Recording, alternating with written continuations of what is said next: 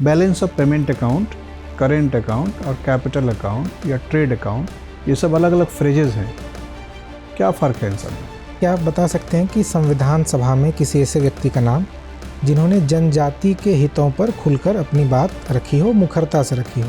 Climate smart villages की भी बात हो रही है, तो उत्तर प्रदेश में कई सारे जो डिस्ट्रिक्ट्स हैं उनमें कुछ विलेजेस को क्लाइमेट स्मार्ट विलेजेस के तौर पे स्थापित किया जा रहा है या उनको बनाया जा रहा है। ये क्या कॉन्सेप्ट है?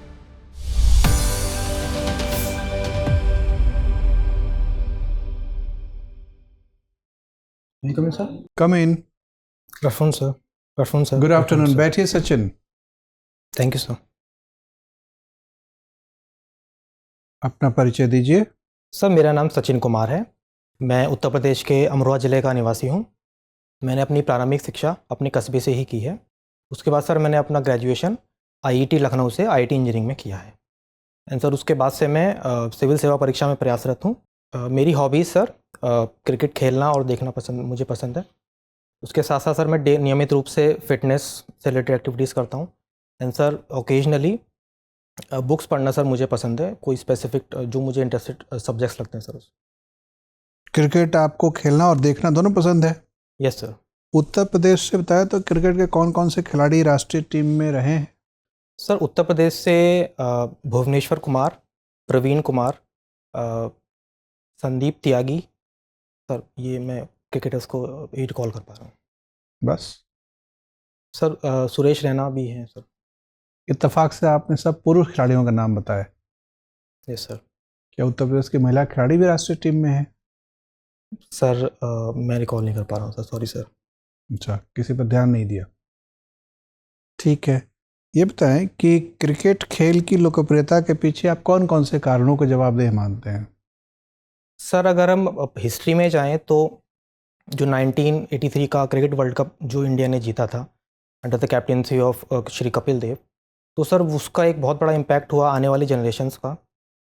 एंड सर जो ऑर्गेनाइजेशन है बीसीसीआई, लेकिन दरअसल क्रिकेट तो 1983 से पहले भी भारत में काफ़ी लोकप्रिय Right, था। sir, right, 70-80 के दशकों में भी, 60 के दशक में भी लोग दिन दिन भर काम बंद करके क्रिकेट का कमेंट्री रेडियो पे सुना करते थे। Right sir. उसके पहले की लोकप्रियता कैसे व्याख्या करेंगे? सर उसके पहले भी लोकप्रियता थी, लेकिन एक मेगा इवेंट जीतने से सर वो एक बढ़ गई लोकप्रियता। यस सर, वो जो एक नई जनरेशन्स को प्रेरणा मिली सर उससे। एंड सर जो बीसीसीआई की बाद में जो मैनेजमेंट है जिन्होंने काम किया है ग्राउंड लेवल पे, चाहे वो टैलेंट हंट का हो कि ग्रास रूट से नए नए प्लेयर्स को निकालना। एंड सर जो रिसेंटली 2008 में आईपीएल शुरू हुआ है, तो सर उससे बहुत ज़्यादा लोकप्रियता सर बढ़ गई है, ऐसा मुझे लगता है सर। तो ये सब हाल के दिनों में है, लेकिन फिर उस प्रश्न की व्याख्या नहीं हुई कि 70 के दशक में लोकप्रियता के क्या कारण थे? सर कॉलोनियल लेगेसी भी एक वो रीज़न मान सकते हैं कि जो पूरा सब कॉन्टिनेंट है वो सर क्योंकि ब्रिटिश कॉलोनियल लेगेसी एक वहाँ पे है, तो पाकिस्तान, इंडिया, बांग्लादेश, श्रीलंका, तो एक सर उसको भी लोकप्रियता का कारण मान सकते हैं सर। ठीक है, तो अब फिर ये बताएं कि आखिर आम जनता में हॉकी उतनी लोकप्रिय क्यों नहीं हो पा रही है या फुटबॉल इतना लोकप्रिय क्यों नहीं हो पा रहा है? सर हॉकी की अगर हम बात करें तो सर रिसेंटली जो उड़ीसा स्टेट है सर उन्होंने काफ़ी अच्छे इनिशिएटिव्स लिए हैं। एंड रिसेंटली हमारा परफॉर्मेंस हॉकी में काफ़ी अच्छा हुआ है। नहीं, आप तो दूसरे प्रश्न, आप तो बता रहे हैं कि सरकार क्या कोशिश कर रही है। Right sir. प्रश्न ये था लोकप्रिय क्यों नहीं हो पा रहा है? सर सॉरी सर, लोग आकर्षित क्यों नहीं हो पा रहे हैं हॉकी देखने के लिए या फुटबॉल देखने के लिए? सर एक कमर्शलाइजेशन को सर बोल सकते हैं कि क्रिकेट में लोगों की जनरली अवधारणा है कि जो आईपीएल के कॉन्ट्रैक्ट्स हैं सर, या जो उनका पूरा जो इंफ्रास्ट्रक्चर है उसमें एक आम प्लेयर को, जो डोमेस्टिक प्लेयर भी है, उसको एक अच्छा वेतन सर वहाँ पे मिलता है, तो एक वो फैक्टर सर हो सकता है। चलिए ठीक है सचिन, अभी उत्तर प्रदेश में पहला जनजातीय संग्रहालय खुला है, कहाँ खुला है ये? पहला जनजातीय संग्रहालय, सॉरी सर मैं कॉल नहीं कर, किस जनजाति से संबंधित है? सॉरी कोई बात नहीं। ये बताइए कि उत्तर प्रदेश की कुल जनसंख्या में जनजाति की जनसंख्या का क्या प्रतिशत है? सर सेंसस 2011 की देखें तो 0.6% सर। कुल जनसंख्या का 0.6% है। किस जनजाति की संख्या सबसे ज़्यादा है? सॉरी सर रिकॉल में, कोई बात नहीं। पूरे देश में किस राज्य में सबसे ज़्यादा जनजाति की संख्या है? मध्य प्रदेश। मध्य प्रदेश में। ये बताइए, क्या आप बता सकते हैं कि संविधान सभा में किसी ऐसे व्यक्ति का नाम जिन्होंने जनजाति के हितों पर खुलकर अपनी बात रखी हो, मुखरता से रखी हो?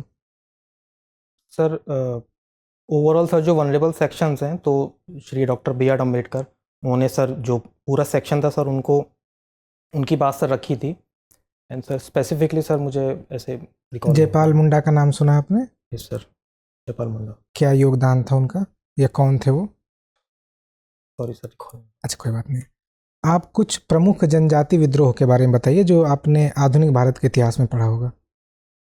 सर जो ईस्ट इंडिया है, ईस्ट इंडिया में सर सिंहभूम से आता है सर। संथल रेबेलियन काफ़ी प्रोमिनेंट है।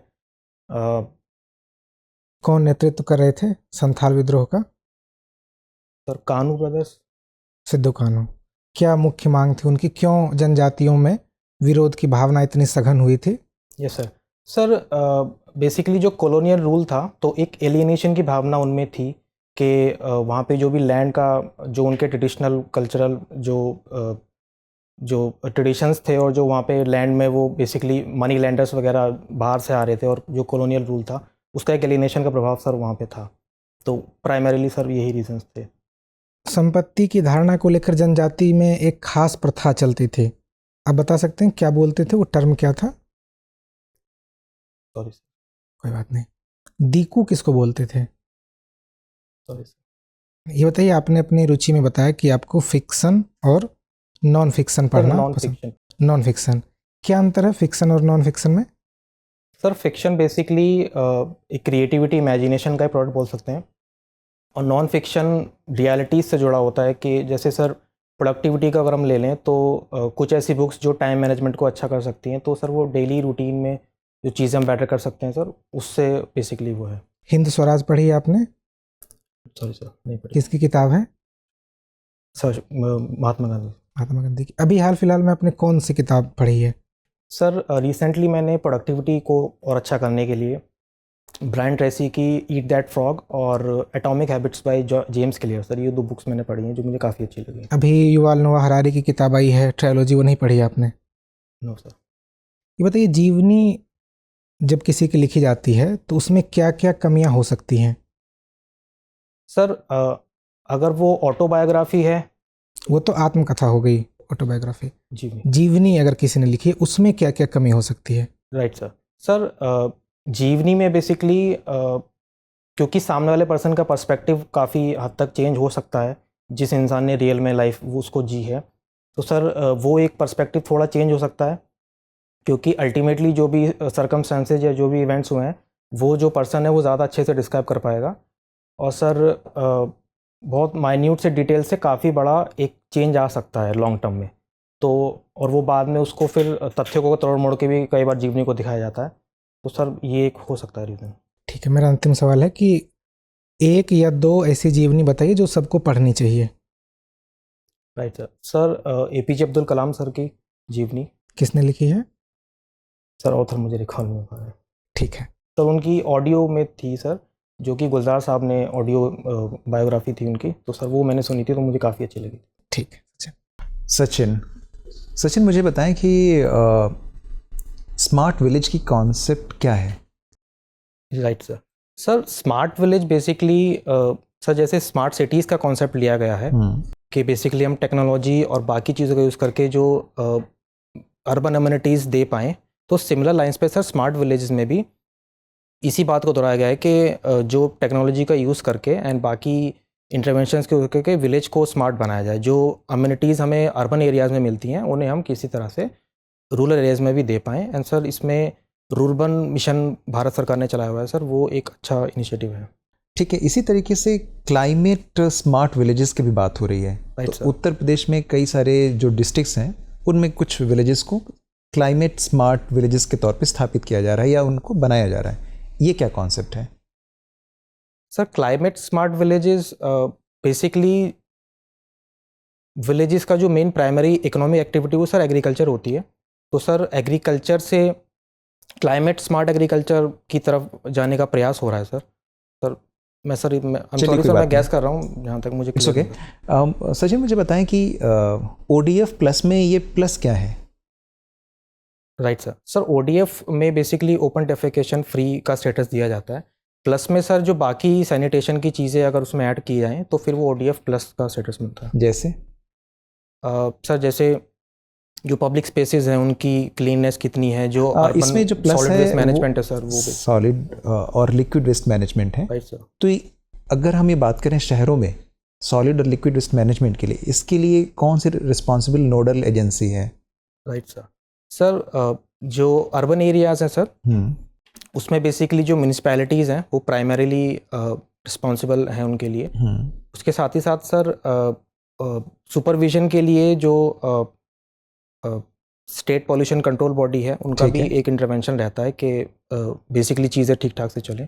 ठीक है सचिन, मुझे ये बताइए कि उत्तर प्रदेश में बायोफ्यूल को प्रमोट करने के लिए एक पॉलिसी बनाई गई थी 2022 में। Sorry sir, can you repeat? Biofuel policy, biofuel policy. हाँ, वो क्या है? सर बायोफ्यूल बेसिकली जो हम लोगों का जो क्रूड इंपोर्ट्स होते हैं, हाँ, तो उसमें दो एंगल है। एक तो हम लोग का जो करंट अकाउंट डेफिसिट है सर वो इम्पैक्ट होता है, और दूसरा जो पोल्यूशन का एंगल है सर, वो दोनों एंगल्स को देखते हुए ठीक है। बायोफ्यूल की बात की गई है, ठीक है। जिसमें टारगेट रखा गया है कि हम 10% एथेनॉल ब्लेंडिंग करेंगे। ये आप राष्ट्रीय स्तर पे बात करें, मैं उत्तर प्रदेश की पॉलिसी की बात कर रहा हूँ। स्पेसिफिक पॉलिसी है उत्तर प्रदेश से रिलेटेड, सर जानकारी है सर मैं आपको? रिकॉल नहीं कर पाता। चलिए कोई बात नहीं। मुझे क्विकली बता दें कि उत्तर प्रदेश का बजट आपने देखा है? राइट सर, यस क्या क्या इसके टेक अवेज हैं? सर। उत्तर प्रदेश का जो रिसेंटली इस साल बजट आया था सर, उसमें दो स्टेट बजट आए थे, कभी एक अंतरिम बजट भी आया है, सप्लीमेंट्री बजट भी आया है। सर वो सप्लीमेंट्री। चलिए मुख्य बजट के बारे में बताएं। सर मुख्य बजट जो था सर, उसमें बेसिकली जो गन्ना किसानों को पेमेंट्स की बात सर उसमें की गई थी, कन्या सुमंगला योजना की बात की गई थी। एंड सर अभी मैं रिकॉल यही कर पा रहा हूँ सर। कोई बात नहीं, ठीक है। सचिन, आप व्यापार खाते के बारे में बात कर रहे थे। ये बताया कि अंतर्राष्ट्रीय व्यापार के संदर्भ में भुगतान संतुलन घाटा, चालू संतुलन, चालू खाता घाटा और व्यापार खाता घाटा, इन तीनों अभिव्यक्तियों में क्या फर्क है? Balance of payment account, current account और कैपिटल अकाउंट या ट्रेड अकाउंट, ये सब अलग अलग फ्रेजेस हैं। Right sir. क्या फर्क है इन सब में? सॉरी सर, मैं रिकॉल नहीं कर पा रहा। करेंट अकाउंट डेफिसिट और ट्रेड अकाउंट डेफिसिट, इन दोनों का अंतर समझते हैं? चालू घाटा और व्यापार घाटा। सॉरी सर, रिकॉल नहीं कर पा रहा सर। ठीक है। आपने IR पढ़ा है, पॉलिटिकल साइंस आपका विषय है। म्यांमार में जो घटनाएं घट रही हैं वह भारत के लिए अनुकूल है या प्रतिकूल है? क्या घटनाएं पहले घट रही हैं वो तो बता दीजिए, और फिर उसका पॉसिबल इफेक्ट बताइए।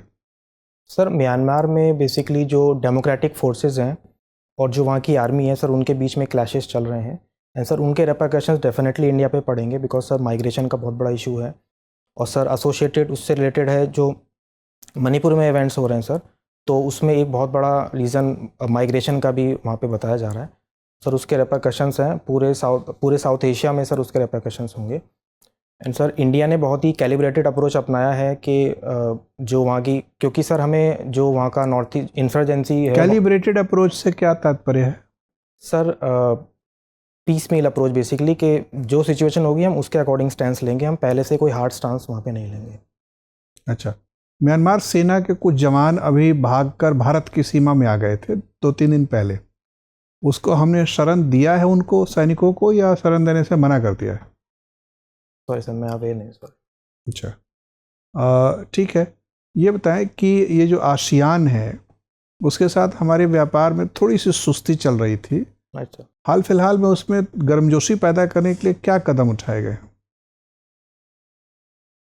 सॉरी सर, रिकॉल नहीं कर। कोई बात नहीं, आपका इंटरव्यू हो गया, आप जा सकते हैं।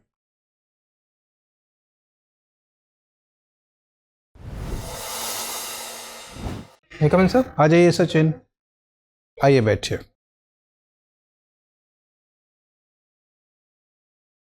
देखिए सचिन, वहाँ तो इस तरह से मेंशन करने को अभी आया नहीं है कि आप अपने हॉबी में 3-4 बातें लिखें। Right sir. वो भी आपको मौका वहाँ मिलेगा। Right sir. ये आपने जो किया है इससे थोड़ी सी आप जाल में फंसेंगे, दलदल में। Okay sir. आपने क्या किया है? आपने लिख दिया है वॉचिंग एंड प्लेइंग क्रिकेट, एक मोर्चा ये खोला। दूसरा लिखा फिटनेस एक्टिविटीज़, ये मोर्चा नंबर 2 खोल दिया आपने अपनी तरफ से। तीसरा लिखा समटाइम्स रीडिंग बुक, ब्रैकेट में non fiction as per interest, right sir. तीसरा मोर्चा खोल दिया। 3 मोर्चे खोल दिए तो आपको सेना की एक टुकड़ी एक इस मोर्चे पे, दूसरी टुकड़ी इस मोर्चे पे, तीसरी टुकड़ी इस मोर्चे पे रखनी पड़ेगी। और उधर से दुश्मन हमला करेगा हर मोर्चे पे, तो आपको अपने शक्ति का सबलीकरण करने में, कंसोलिडेट करने में दिक्कत आएगी। तो वहाँ इतने सारे मत लिखिएगा, कोई एक मन बना लीजिए कि कौन सा एक मेरे को लिखना है। ठीक है सर। ठीक है। ऑप्शनल है नहीं यूपी में, तो ऑप्शनल की जगह के सामने PSIR लिखने की जरूरत नहीं है, लिखना था नॉट एप्लीकेबल। सर मैं लिखने वाला था, बट सर वो फ्लो में सर मैंने लिखा, सॉरी तो सर। ये सब गलती वहाँ मत करिएगा, राइट सर। क्योंकि खामखा उनको आप मोर्चा क्यों दे रहे हैं। रिवीजन भी उतना नहीं हो पाया बिकॉज सर। Yes sir. तो आप इशारा क्यों कर रहे हैं। उसी तरीके से मैंने देखा आप अपने उत्तरों की प्रक्रिया में, उत्तर देने की प्रक्रिया में कुछ शब्दों का उपयोग कर रहे हैं, उससे नए प्रश्न बढ़ जा रहे हैं। काउंटर जैसे आपने इधर सवाल के जवाब में करेंट अकाउंट डेफिसिट और ट्रेड अकाउंट डेफिसिट बोल दिया बायोफ्यूल के लिए, हालांकि उतना इनडायरेक्ट अप्रोच ठीक नहीं था। आपसे पूछा गया था यूपी की बायोफ्यूल पॉलिसी क्या है, तो उसमें 2 पॉसिबिलिटी है, या तो आपने पढ़ा है या नहीं पढ़ा है। अगर पढ़ा है तो उसमें जो मुख्य प्रावधान थे उसको 2-3 बिंदु बताना था। Right sir. उसका ऑब्जेक्टिव क्या है, कब तक उस ऑब्जेक्टिव को हासिल करना है, और अगर कुछ आपको इंसेंटिव वगैरह बताना था। तो क्योंकि आपने पढ़ा था नहीं और आपको लालच हुआ कि कुछ ना कुछ बोलना है मेरे को, तो आपने उसकी वो काफ़ी क्वेश्चंस में उसकी भूमिका आपने बनाई कि तेल आयात के चलते ट्रेड अकाउंट डेफिसिट होता है, करंट अकाउंट डेफिसिट होता है, उसको रोकने के लिए वो सर पहला इंटरव्यू है, तो सर वो सर ग्राफ्स करने में, मतलब मैंने बायोफ्यूल सुना तो वो माइंड में चल गया सर। वो एग्जैक्टली वो क्वेश्चन क्या था सर का, वो मैं समझ नहीं पाया। तो इसीलिए हम आपसे बता रहे हैं कि आयोग में इतना वक्त तो उनके पास होता नहीं है, आपको वक्त इतना देंगे नहीं। तो ऐसा होगा कि ऐसे सवाल कुछ आएंगे जिसका जवाब आपके पास फिलहाल नहीं है, उसको लेकर मन में अपराध बोध नहीं होना चाहिए कि अरे नहीं है तो मैं बहुत बड़ा पापी हूँ। नहीं है तो नहीं है, आप कहिए कि सर पढ़ना पड़ेगा मुझे, अभी मैंने ध्यान नहीं दिया। ठीक है। ऐसी बहुत सारी चीज़ हो सकती है। यूपी सरकार में कितने मंत्रालय हैं और प्रत्येक मंत्रालय में कई विभाग हैं, और हर विभाग की नीति और कार्यक्रम है सैकड़ों की संख्या में। हर कार्यक्रम के बारे में हर आदमी जानता हो कोई ज़रूरी नहीं है। तो आप आराम से बोलिए कि सर मुझे पढ़ना पड़ेगा, ताकि वो अगला सवाल पूछें। ठीक है सर। ठीक है। और अगले 5-6 दिन में, 4 दिन में जहाँ तक संभव हो जो चीज़ें पढ़ सकते हैं पढ़ लीजिए। फिर भी छूटेगा, कितना भी कोशिश करेंगे कुछ ना कुछ छूटेगा। तो मैं बता रहा हूँ कि जो छूट जाए उस पर भ्रामक उत्तर दें या ऐसा उत्तर दें कि आप खुद एक नए प्रश्नों के दलदल में फंस जाएं, वो कोई स्मार्ट आंसरिंग नहीं माना जाएगा। ठीक है सर। तो उससे ज़्यादा आसान है आप कहेंगे सर मुझे पढ़ना पड़ेगा, मैं पढ़ लूँगा। ठीक है। ठीक है। कहीं कहीं तथ्यात्मक गलतियां भी हो गई, तो उसमें भी यह है कि आप गेस ना करें तथ्यों को लेकर। Right sir. और अगर मन में झुकाव है कि नहीं मैं जानता हूँ, आधे से ज़्यादा विश्वास है कि मैं जानता हूँ, तो पारदर्शी रहें। बता दें कि सर इसमें मैं यकीन से तो नहीं कह सकता, लेकिन आप अनुमति दे तो मैं बताना चाहूँगा। अगर वो कहते हैं कि हाँ हाँ बताओ तो आप बताइए, ताकि उनको ये न लगे कि आप उनको भ्रमित कर रहे हैं या बरगला रहे हैं। क्योंकि एक दफ़ा उनके दिमाग में ये निष्कर्ष पहुंच गया कि आप अपने से वरिष्ठ अधिकारियों को, मतलब अपने सीनियर को बरगला भी सकते हैं, मिसलीडिंग फैक्ट भी दे सकते हैं, तो ये आगे चलकर प्रशासनिक सोपानक्रम के सुचारू चलन के लिए ठीक नहीं होता है। Right sir. ऐसा आदमी को रखना बड़ा डेंजरस है, जो कि अपने ऊपर वाले को रॉन्ग फीडबैक देगा, क्योंकि बहुत सारे डिसीजन फीडबैक पे आधारित होते हैं। तो वो गलती कतई मत करिएगा, पारदर्शी बने रहिएगा। नहीं पता है तो नहीं पता है। ठीक है। ये सब चीज़ें सिर्फ इसलिए हैं ताकि आपको आगाह किया जाए कि आप अपने को बचा के कैसे रखें। लेकिन बहुत सारी चीज़ें अच्छी हैं कि आपका शैक्षणिक बैकग्राउंड अच्छा है, आपने बीटेक करा हुआ है इंफॉर्मेशन टेक्नोलॉजी में, उधर से सवाल आने की गुंजाइश है। इंफॉर्मेशन टेक्नोलॉजी सेक्टर में लगातार प्रगति हो रही है। 4th इंडस्ट्रियल रेवोल्यूशन पूरा IT आधारित ही है। संसद के बहुत सारे कानून बने हैं, कुछ विधेयक पर चर्चा हो रही है, उस पर सवाल आ सकता है। डेटा कॉलोनिज्म क्या है, डेटा लोकलाइजेशन क्या है, डेटा प्राइवेसी क्या है, डेटा लीकेज की समस्या बढ़ रही है, साइबर अटैक्स बढ़ रहे हैं। Right sir. बहुत तरह के प्रश्न उसमें इर्द गिर्द में आ सकते हैं। फाइनेंशियल इंक्लूजन में आईटी की क्या भूमिका है, सामाजिक विषमता कम करने में, आर्थिक विषमता कम करने में, और डेमोग्राफिक डिविडेंड विकसित करने में आईटी की क्या भूमिका है। इस तरह के सकारात्मक डायरेक्शन में भी सवाल आएंगे, उसके लिए ज़्यादा तैयार रखिए। आप इसकी चिंता न करिए कि ये सब मैं नहीं बता पा रहा हूँ। वो जब मौका मिले आपको आईटी सेक्टर के सवाल जब आएँ तो उसमें खुल के आंसर दीजिए, ताकि ज़्यादातर लोग उधर ही सवाल पूछने के लिए आपसे आकर्षित हों, और वो मोर्चा आपका मजबूत है, उसको तैयार रखिए। ठीक है, प्रवेश वगैरह ठीक है, लिबास जो आपने पहना है वो ठीक ही है, लेकिन ब्लू सूट के साथ ब्राउन शू और ब्राउन टाई बहुत अच्छा नहीं जच रहा है, और चेक वाला वो मोजा भी। तो आपके पास ब्लैक शू होगा ही। Yes sir. वो ट्राई करके देख। सब पूरा सब बाकी सब सेम रहेगा, ब्लैक शू को रिप्लेस, मतलब इस ब्राउन हाँ, शू को रिप्लेस करो। मतलब ये टाई तो चल जाएगा, लेकिन ब्लैक शू पहन लीजिए और जैसे प्लेन मैं मोजा। मतलब मैं बाकी भी ले लूँगा, कोई इसमें वो नहीं, मतलब परचेज कर लूँगा और नया। पड़ी है तो इसके साथ कौन कौन सा आपके पास पड़ा है टाई? इसे मैं परचेज कर लूँगा, अभी तो मेरे पास ये टाइम नहीं, मतलब ब्राउन शू खाली और लग रहा है, टाई तो खैर चलेगा। ठीक है सर। तो और मैं वो शूज, मोजा प्लेन कर लीजिएगा। ठीक है। ठीक है, तो अदरवाइज आपका ठीक लगे। थोड़ा सा बाल भी हल्के से छोटे करवा ले तो, और वो उसी दिन मत कराइएगा, मतलब 10 तारीख को है तो 9 को मत कराइएगा, संडे को 7 7 को 6 को दिन करा लीजिए। थोड़ा थोड़ा कर लीजिए, कहीं कहीं से बिखरा हुआ बाहर निकल रहा हाँ है। सर, वो मैं ट्रैवल करके आया हूँ तो वो हवा लगने से थोड़ा हाँ, बहरहाल तो लुक थोड़ा सा प्रशासक का सौम्य दिखना चाहिए। अच्छा। ठीक है, तो ये है। और आवाज़ का स्तर ठीक है। चेहरा कभी कभी थोड़ा सा स्माइलिंग फेशियल एक्सप्रेशन हो तो अच्छा रहता है, लगता है कि आप सहज होकर बातचीत कर रहे हैं, और कोशिश करिए कि सहज रहें, कॉन्फिडेंट रहें, कॉम्प्लिकेटेड मत। एक्चुअली सर मैं मतलब ऐसे एनवायरनमेंट में आया, अचानक से मतलब पहली बार ऐसा फेस करा था, तो वो बीच में सर थोड़ा वो नर्वस भी मैं हो गया था सर, तो एक वो है। कोई नहीं, आपको आयोग में इतना शायद लाइट वेट नहीं मिलेगा, नॉर्मल लाइट रहेगा, राइट सर। तो उस बात के लिए आपको थोड़ा सा cooler sir environment use to होने के लिए ये सब मतलब कोई नहीं, तो मॉक तो इसीलिए होता है ताकि आदत थोड़ी सी बन जाए। Right sir. तो थोड़ा सहज रहें, थोड़ा कॉन्फिडेंट दिखें, चेहरे पर थोड़ा खुशनुमा भाव रखें, और ये सब सावधानियां बरतें। ठीक है, बाकी तथ्यगत जानकारी जितना बढ़ा सके बढ़ा लें। ठीक है ठीक है, चलिए, और कोई संशय या प्रश्न? सर।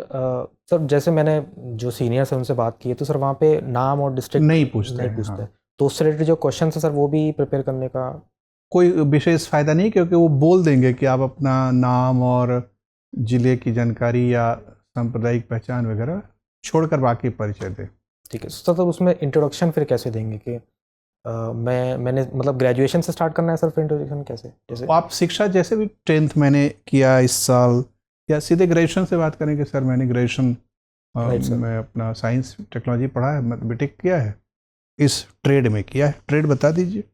ठीक। उसके बाद वो पूछेंगे कि भाई क्या कर रहे हैं, 2018 में जब कर लिया तो नौकरी क्यों नहीं कर रहे हैं, कोशिश की कि नहीं की। तो उसमें आप अपना एक ठोस तर्क रखिएगा। ठीक है, चलिए, ऑल द बेस्ट।